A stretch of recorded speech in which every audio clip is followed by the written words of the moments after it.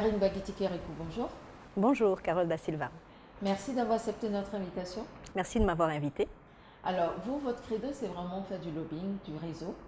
Et notamment, vous vous engagez sur tout ce qui est nouvelle technologie, puisque vous êtes la présidente du Forum pour la gouvernance de l'Internet au Bénin. Et parallèlement, vous avez créé, vous êtes fondatrice d'une des plus grosses agences de communication de la place. Donc la question du pouvoir, évidemment, on sait que le pouvoir passe beaucoup par la communication. Que signifie pour vous le mot pouvoir?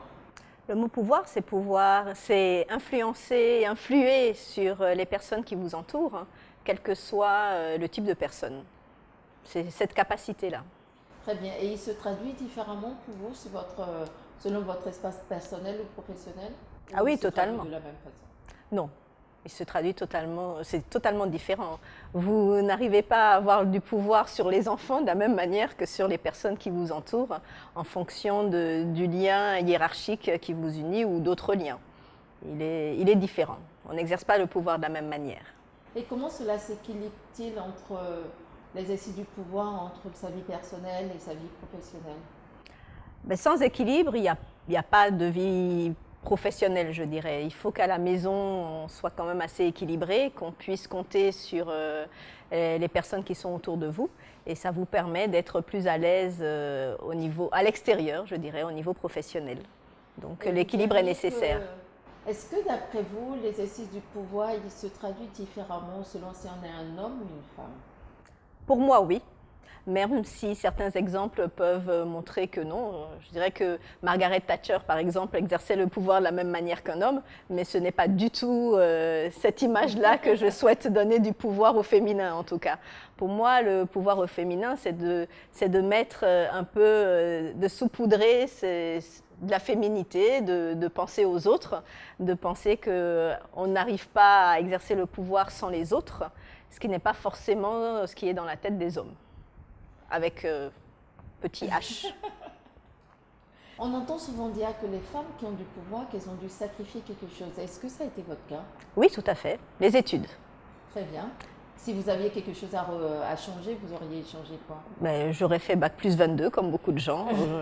Non, j'exagère pour le bac plus 22, mais au moins, peut-être aller jusqu'à une thèse ou quelque chose du genre. Oui, oui, oui, tout à fait. Mais c'est vrai que quand on veut allier la vie professionnelle avec la vie familiale, c'est difficile de laisser...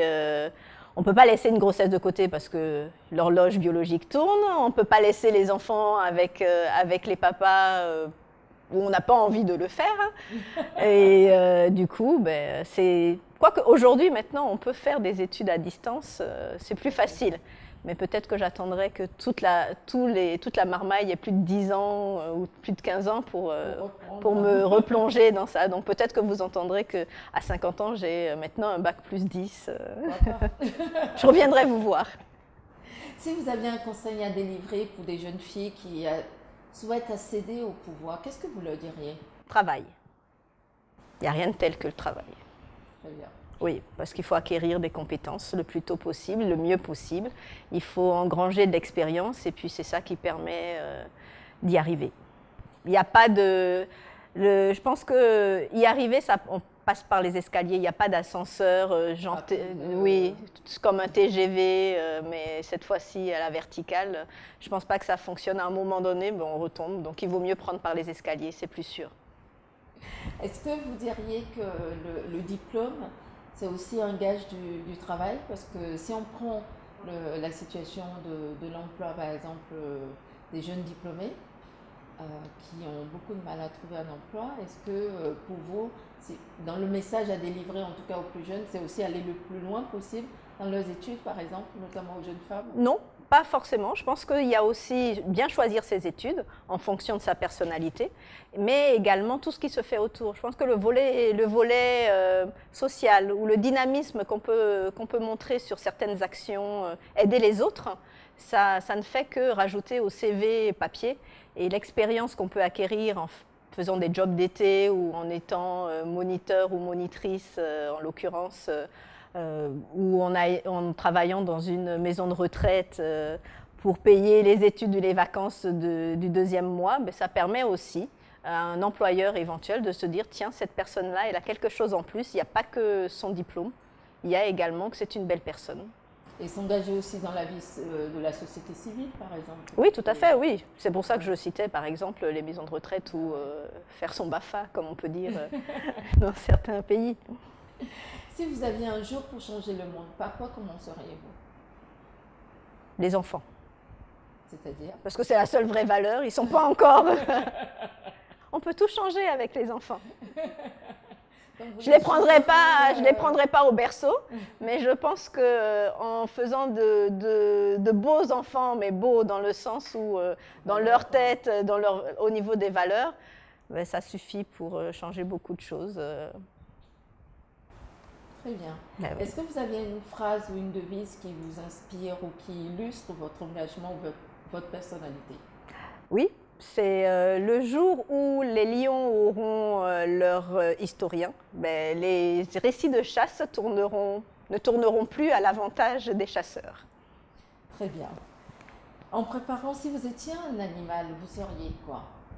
Comme ma devise, ou comme mon proverbe, c'est un lion. Enfin, une lionne en l'occurrence. Déjà, c'est mon signe astrologique. Et en plus, je trouve que la lionne, ben, elle va à la chasse pour nourrir ses petits. Elle sait très bien défendre ses enfants. Donc, il y a le côté professionnel, le travail, parce que c'est elle qui bosse quand même, il faut bien l'avouer. Le lion, il est très beau, mais il bosse beaucoup moins. Oui, voilà. Et la lionne, elle va au boulot, elle s'occupe des enfants et elle sait très bien se défendre. En fait. Oui, voilà, c'est pour ça que j'aime beaucoup la lionne. Voilà.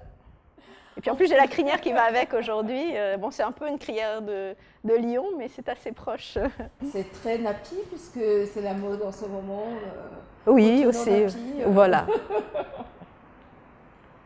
En préparant cette rencontre, on vous a demandé d'apporter un objet, une photo, en tout cas quelque chose qui pour vous symbolise le pouvoir et la féminité.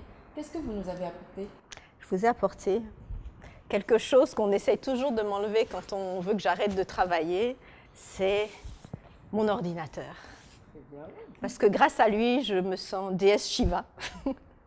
Grâce à lui, je gère la maison, le bureau, les associations, je gère tout. C'est comme si j'avais 10 mains ou 10 bras.